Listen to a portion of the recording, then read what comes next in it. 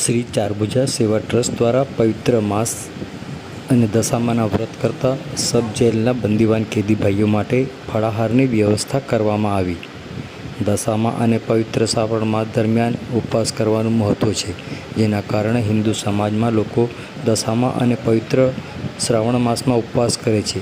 આજથી શરૂ થતા દશામા અને શ્રાવણ માસ દરમિયાન છોટાઉદેપુર સબ જેલમાં સજા ભોગવી રહેલા કાચા પાકા કામના બંદીવાન કેદી ભાઈઓ કે જેઓ પણ દશામા અને પવિત્ર શ્રાવણ માસના ઉપવાસ કરતા હોય છે, પ્રતિવર્ષે શ્રી ચારભુજા સેવા ટ્રસ્ટ દ્વારા આ બંદીવાન કેદી ભાઈઓના ઉપવાસ માટેની ફળાહારની વ્યવસ્થા પૂરી પાડે છે, જે અંતર્ગત આ વર્ષે પણ આજથી શરૂ થતા દશામા અને પવિત્ર શ્રાવણ માસ દરમિયાન સબ જેલમાં સજા ભોગવી રહેલા કાચા પાકા કામના બંદીવાન કેદી ભાઈઓ માટે શ્રી ચારભુજા સેવા ટ્રસ્ટ દ્વારા ઉપવાસીઓને ફળાહાર મળી રહે તે માટે ટ્રસ્ટના કાર્યકરો અશોકભાઈ અજમેરા ઉર્ફે સાવરુભાઈની આગેવાનીમાં સબ જેલ ખાતે જઈ સમગ્ર શ્રાવણ માસ સુધી ચાલી શકે તેટલી ફળાહાર માટે કાચી સામગ્રી જેવી કે બટાકા, મોરીઓ, સાબુદાણા, ફરાળી ચેવડો, તેલ, ઘી વગેરે આપવામાં આવી હતી।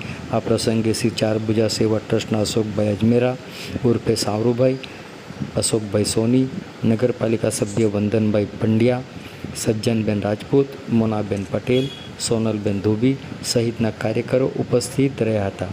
સબ જેલ ખાતે બંદીવાન કેદીઓના ઉપવાસ માટેની સામગ્રી આપવા બદલ સબ જેલના અધિક્ષક ડી.કે. પરમાર દ્વારા શ્રી ચારભુજા સેવા ટ્રસ્ટનો આભાર વ્યક્ત કર્યો હતો।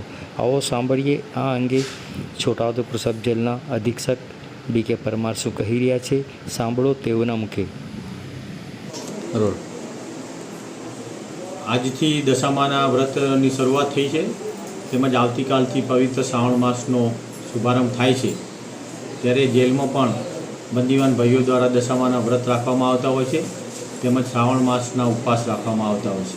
આ નિમિત્તે જેલમાં રહેલા બંદીવાન ભાઈઓને ફરાળી ચીજવસ્તુઓ પૂરી પાડવા માટે અમારી રજૂઆતને માન આપી અને ચારભુજા સેવા ટ્રસ્ટ છોટાઉદેપુર દ્વારા આજરોજ બંદીવાન ભાઈઓને ફરાળી ચીજવસ્તુઓ પૂરી પાડી શકાય તે માટે કાચા માલ સામાન સ્વરૂપે 100 કિલો બટાટા, 30 કિલો મોરૈયો, સાબુદાણા 30 કિલો, 25 કિલો ખાંડ, રાજગરો 10 કિલો, ઘી 5 કિલો, સિંગ તેલ 15 કિલો, મીઠું ફરાળી 21 કિલો, મરચું, હળદર તેમજ ફરાળી ચેવડો 5 કિલો વગેરે અલગ અલગ ચીજવસ્તુઓ ફરાળી ચીજવસ્તુઓ પૂરી પાડવામાં આવેલ છે, જે બદલ હું ચારભુજા સેવા ટ્રસ્ટના તમામ ભાઈ બહેનોનો ખૂબ ખૂબ આભાર વ્યક્ત કરું છું। Thank you.